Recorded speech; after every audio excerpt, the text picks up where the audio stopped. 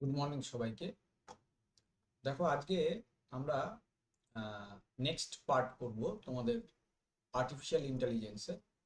আজকের পার্টটা হচ্ছে সফটওয়্যার। তো এবার সফটওয়্যার যে অংশটা আছে সেখানে প্রথমেই আছে হার্ডওয়্যার আর সফটওয়্যারের কি পার্থক্য। তো দেখো, সফটওয়্যার হচ্ছে হার্ডওয়্যার। তো তোমরা শুনে থাকবে হয়তো, যদি কম্পিউটার নিয়ে একটু আধটু কাজ করে থাকো তাহলে নিশ্চয়ই শুনে থাকবে। যেগুলো আমরা বাইরে থেকে স্পর্শ করতে পারি সেইগুলোকে আমরা হার্ডওয়্যার বলি। মানে সমস্ত যন্ত্রপাতি, যে ফিজিক্যাল যে ডিভাইসগুলো হয় সেইগুলোকে আমরা হার্ডওয়্যার বলি। আর সফটওয়্যার হচ্ছে হার্ডওয়্যারের ভেতরে ইনস্টল করা কিছু ইনস্ট্রাকশন থাকে, সেগুলোকে বলে সফটওয়্যার। ঠিক আছে। হার্ডওয়্যার কিন্তু নিজে থেকে কোনো কাজ করতে পারে না। যতক্ষণ না হার্ডওয়্যারের মধ্যে কোনো সফটওয়্যার ইনস্টল করা হচ্ছে ততক্ষণ হার্ডওয়্যার কিন্তু প্রাণহীন। হার্ডওয়্যার এমনি একটা ফিজিক্যাল একটা যন্ত্র। যখন তার ভিতরে সফটওয়্যার ইনস্টল করা হবে তখন হার্ডওয়্যার কাজ করবে। ঠিক আছে। তো এইবার যেমন হার্ডওয়্যারের উদাহরণ হচ্ছে motherboard, CPU, monitor, keyboard, mouse, সবই হার্ডওয়্যার।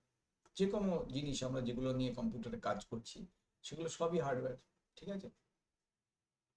আর সফটওয়্যার মানে বেশ কিছু ইনস্ট্রাকশন, যেগুলো হার্ডওয়্যারকে কি কাজ করতে হবে বলে দেবে। ঠিক আছে। আচ্ছা। হুম, আমি কি পার্থক্যগুলো একটু চার্টের আকারে দেখাচ্ছি, দেখো। যেমন সফটওয়্যার হচ্ছে অদৃশ্য, চোখে দেখা যায় না। লেখা থাকে, হার্ডওয়্যারের মধ্যে ইনস্টল করলে চলতে শুরু করে, হার্ডওয়্যার কাজ করে। ঠিক আছে। আর হার্ডওয়্যার তো দেখা যায়, মানে হাত দেওয়া যায়, স্পর্শ করা যায়। এখানে কি থাকে, বেশ কিছু প্রোগ্রাম বা ইনস্ট্রাকশনের সমষ্টি থাকে সফটওয়্যারের মধ্যে। আর হার্ডওয়্যারের মধ্যে সব যন্ত্রপাতির কালেকশন থাকে। সফটওয়্যার কি করে, হার্ডওয়্যারকে নির্দেশ দেয়। আর হার্ডওয়্যার কম্পিউটারে কাজ করার জন্য হার্ডওয়্যারটা লাগে। যে কোনো কম্পিউটারটা তৈরি ইনফ্যাক্ট হার্ডওয়্যার দিয়ে, কিন্তু তার ভেতরে সবসময় সফটওয়্যার লাগে। উদাহরণ দাও, এগুলো হচ্ছে উদাহরণ, দেখে নাও। উদাহরণ তো আমি আগেও দেখালাম। ঠিক আছে। এবার সফটওয়্যারের যে শ্রেণী বিভাগ আছে সেগুলো হচ্ছে মূলত তিনটে ভাগ আছে, কিন্তু আমি তোমাদেরকে দুটো ভাগ দিয়ে ভালো করে দেখিয়েছি।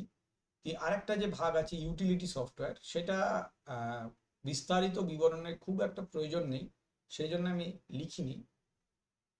দেখো, সিস্টেম সফটওয়্যার হচ্ছে যে কম্পিউটার সিস্টেমকে চলতে সাহায্য করে, যে সফটওয়্যার তাকে সিস্টেম সফটওয়্যার বলে। এটা যে শুধু কম্পিউটারের ক্ষেত্রে হয় তা নয়, কম্পিউটারের মতন যে কোনো ডিভাইসের মধ্যেই এটা হতে পারে। যেমন ধরো মোবাইল, ল্যাপটপ, যে কোনো টিভি, বর্তমানে স্মার্ট টিভিগুলো এরকম হয়েছে। তো যে সফটওয়্যার ওই ডিভাইসটাকে চলতে সাহায্য করে সেটাকে বলে সিস্টেম সফটওয়্যার। আর অ্যাপ্লিকেশন সফটওয়্যার যেটা, সেটা হলো কম্পিউটারের মধ্যে যে সমস্ত সফটওয়্যারগুলো বিভিন্ন মানুষের কাজের জন্য ইনস্টল করা হয় সেগুলোকে অ্যাপ্লিকেশন সফটওয়্যার। যেমন ধরো ওয়ার্ড প্রসেসর, মানে এমএস ওয়ার্ড। তারপর ধরো গুগল ক্রোম।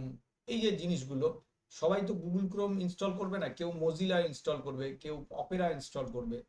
এগুলোকে বলে অ্যাপ্লিকেশন সফটওয়্যার। তার মানে অ্যাপ্লিকেশন সফটওয়্যার প্রত্যেকের কম্পিউটারে একই হবে এরকম কোনো ব্যাপার নেই, আলাদা আলাদা হতে পারে।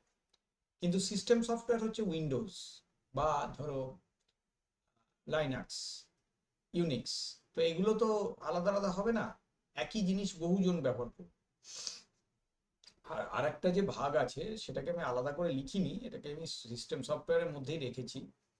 সেটা কিন্তু ইউটিলিটি সফটওয়্যার। ইউটিলিটি সফটওয়্যার হচ্ছে কম্পিউটারকে বিভিন্ন কাজে সাহায্য করে যে সফটওয়্যারগুলো, সেগুলোকে বলে। মানে যেমন ধরো, কম্পিউটার খারাপ হয়ে গেলে কে সাহায্য করে না, ইউটিলিটি সফটওয়্যার, মানে হচ্ছে অ্যান্টিভাইরাস। অ্যান্টিভাইরাস হচ্ছে এমনি সময় কাজে লাগে না, কিন্তু কম্পিউটারে কোনো রকম সমস্যা হলে এই অ্যান্টিভাইরাস, ডিস্ক ডিফ্র্যাগমেন্টেটর, কিংবা স্ক্যান ডিস্ক, এই প্রোগ্রামগুলো কি করে, কম্পিউটারের বিভিন্ন এরর সমস্যার সমাধান করতে, এরর ঠিক করতে কাজে লাগে।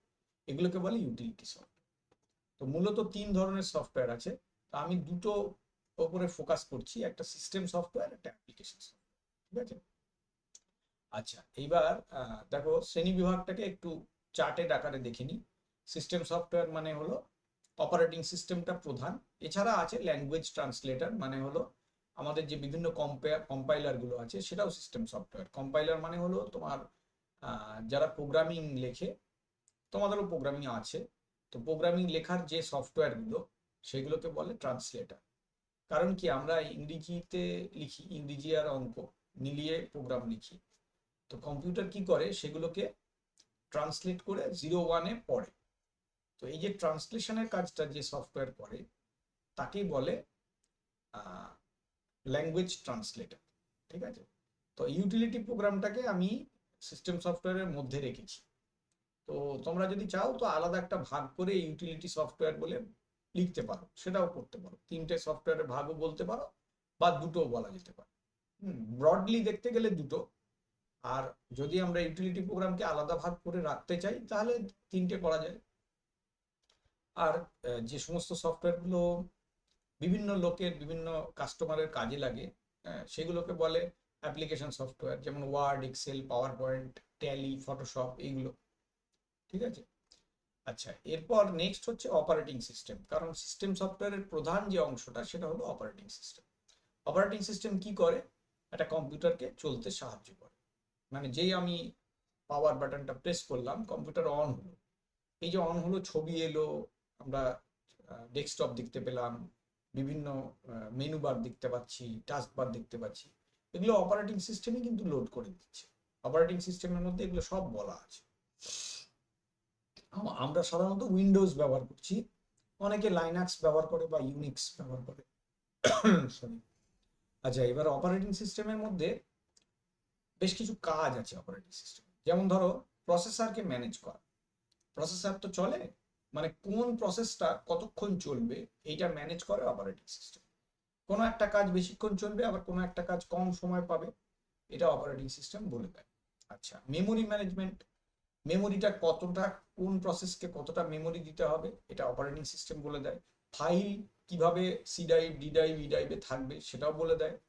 বিভিন্ন ডিভাইসগুলো, মাউস, কিবোর্ড, ইউএসবি, এগুলো কিভাবে কম্পিউটারের সঙ্গে যুক্ত হবে, বা হবে কি হবে না, কম্প্যাটেবল কিনা, এগুলো অপারেটিং সিস্টেম বলে দেয়। সিকিউরিটি নিয়ন্ত্রণ করে অপারেটিং সিস্টেম। তাছাড়া ইউজার ইন্টারফেস তৈরি করে, এটা একটা খুব বড় পয়েন্ট। ইউজার ইন্টারফেস মানে আমরা হচ্ছে ইউজার, আর কম্পিউটার হচ্ছে হার্ডওয়্যার, এই দুটোর মধ্যে যোগসূত্র তৈরি করে অপারেটিং সিস্টেম। এই কাজগুলো কিন্তু খুব দরকারি কাজ। ঠিক আছে। আর এবার টাইপস অফ অপারেটিং সিস্টেম আছে, মানে কত রকমের অপারেটিং সিস্টেম অ্যাকচুয়ালি আরো আছে। তো মোটামুটি মেন ভাগগুলো আমি লিখেছি। যেমন ধরো, সিঙ্গেল ইউজার সিঙ্গেল টাস্ক, মানে একজনই কাজ করবে, একটাই কাজ করা যাবে, সেই আগেকার ডস সিস্টেম, মানে দুটো কাজ করতে গেলে আরেকটা কাজ বন্ধ হয়ে যাবে, এরকম। তারপর এলো কি না, multi user operating system. Multi user মানে একটা কম্পিউটার একসঙ্গে একাধিক ব্যবহারকারী ব্যবহার করে, ইউনিক্সে ব্যবহার, খুব সুবিধে এটা। কেন হয়, ধরো একটা গেম খেলবে, দুজন মিলে গেম খেলছো, ঠিক আছে, এরকম অনেক সময় এমন হয় যে একটা কম্পিউটারকে একাধিক লোক ব্যবহার করে, তখন মাল্টি ইউজারের দরকার। মাল্টিটাস্কিং তো আমরা দিনরাত ব্যবহার করছি, যেমন উইন্ডোজে। হ্যাঁ, যেমন এই মুহূর্তেই দেখো ওয়ার্ড খোলা আছে, তোমরা দেখতে পাচ্ছ, আবার রেকর্ডিংও চলছে, রেকর্ডিং হচ্ছে বলেই তোমরা দেখতে পাচ্ছ ভিডিওটা। হ্যাঁ, কিংবা ধরো কেউ গান শুনছে, ছবি আঁকছে, একসঙ্গে চলছে। হ্যাঁ, বা ওয়ার্ডে কাজ করছে, একসঙ্গে চলছে, এটাকে বলে মাল্টিটাস্কিং। মানে সিঙ্গেল ইউজার মাল্টিটাস্ক, এটাকে মাল্টিটাস্কিং বলে। এটাকে টাইম শেয়ারিংও বলে। টাইম শেয়ারিং আলাদা করেও একটা অপারেটিং সিস্টেমে ভাগ করা যেতে পারে, যেখানে বিভিন্ন প্রসেসগুলোকে টাইমের ভিত্তিতে শেয়ার করে করে সিপিইউ ব্যবহার করে, মানে চলতে দেয়। আর রিয়েল টাইম অপারেটিং সিস্টেম হচ্ছে খুব দরকারি জায়গাতে ব্যবহার করা, যেমন rocket control system, medical imaging, কিংবা ধরো এয়ার ট্রাফিক কন্ট্রোল সিস্টেম, গেমেও ব্যবহার করা হয়, সেটাকেও রিয়েল টাইম বলে। হ্যাঁ, তো এটা কিন্তু খুব সাবধানে ব্যবহার করতে হয়, মানে সামান্য গন্ডগোল হলে কাজ করে না, এবং সেখানে কিন্তু সময়ের একটা বিরাট গুরুত্ব থাকে। ঠিক আছে। তারপর আছে ডিস্ট্রিবিউটেড অপারেটিং সিস্টেম, সার্ভারে ব্যবহার করতে হয়। সার্ভার থেকে বিভিন্ন মানে ক্লায়েন্টগুলোতে, যেমন আমাদের ইন্টারনেটেই সার্ভার থেকে বিভিন্ন ক্লায়েন্টের কাছে ছড়িয়ে যায় ইনফরমেশন। তো সার্ভারে যে অপারেটিং সিস্টেম থাকে সেটা ডিস্ট্রিবিউটেড অপারেটিং সিস্টেম, ঠিক আছে। আর মোবাইল অপারেটিং সিস্টেম যেটা, সেটা তো আমাদের স্মার্টফোনে, ট্যাবলেটে ব্যবহার করছি আমরা, নিশ্চয়ই দেখে থাকবে। অ্যান্ড্রয়েড যেমন উদাহরণ, এইগুলোকে আমি একটা চার্টের আকারেও করে দিয়েছি, দেখে নিতে পারো। মানে চার্ট কেন করেছি, যাতে চট করে মনে রাখা যায়, সেই জন্য ছোট ছোট করে কয়েকটা চার্টও করে দিয়েছি। তো এগুলো হচ্ছে মোটামুটি অপারেটিং সিস্টেমের কাজ এবং অপারেটিং সিস্টেমের শ্রেণীবিভাগ যেগুলো বললাম, প্রধান শ্রেণীবিভাগগুলোকে লিখেছি। আরও আছে ব্যাচ প্রসেসিং, মানে বিভিন্ন প্রসেসগুলোকে ব্যাচের আকারে করে। যে 3-4টে প্রসেস একসঙ্গে এসছে সেগুলোকে একটা ব্যাচ ধরলো, কিছুক্ষণ পরে আরো 3টে প্রসেস এলো, ওই 3টেকে আর একটা ব্যাচ ধরলো, এভাবে করে, এটাকে ব্যাচ প্রসেসিং বলে। তো যেটা বলছিলাম প্রথমেই, যে ভাগ আরো আছে, দিতে গেলে অনেকগুলো দিতে হয়। নেক্সট হলো উইন্ডোজ অপারেটিং সিস্টেম। তো উইন্ডোজ অপারেটিং সিস্টেমের ওপর তোমাদের কিছু সিলেবাস আছে আর কি। তো সেখানে বেশ কয়েকটা জিনিস আছে, হ্যাঁ, যেমন ধরো ডেস্কটপ কাকে বলে, আইকন কাকে বলে, মেনু কাকে বলে, টাস্কবার কাকে বলে, এই জিনিসগুলো তোমাদের একটু জানতে হবে। তো এখানে আমি মোটামুটি শর্টকাটে লিখেও দিয়েছি, তোমরা পারলে একটু দেখে নিতে পারো, বা খাতায় যদি নোট করে নিতে পারো সেটাও হতে পারে। আর এছাড়া এখানে ছবি এঁকেও দেখিয়ে দিচ্ছি, দেখো এই যে ডেস্কটপের মধ্যে দেখো ওপরে এই যে ছোট ছোট মানে ছবিগুলো দেখছো, এগুলোকে আইকন বলে।